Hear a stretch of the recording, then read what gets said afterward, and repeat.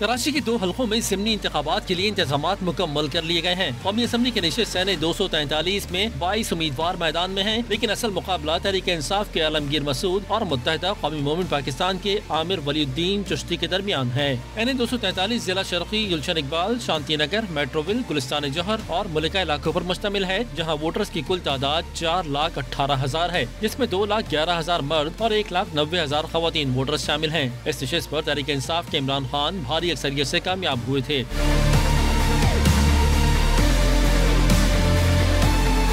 Sindh assembly की दूसरी नशिस्त हल्का PS 87 पर भी कांटे का मुकाबला मुतवक्के है। इस नशिस्त पर आम इंतखाबात के दौरान एक उम्मीदवार के इंतकाल के बाइस इलेक्शन मुलतवी हुए थे। यह हल्का मलीर की कच्ची आबादियों पर मुश्तमिल है। इस हल्के में 26 उम्मीदवार हैं, लेकिन असल मुकाबला पाकिस्तान पीपल्स पार्टी के मोहम्मद साजिद, मुत्तहिदा कौमी मोमेंट के खालिद अतीब, पाकिस्तान सरजमीन पार्टी के मोहम्मद सलीम, तहरीक इंसाफ के कादिर बख्श कबूल और तहरीक लब्बाइक के कुर्बान अली के दरमियान है।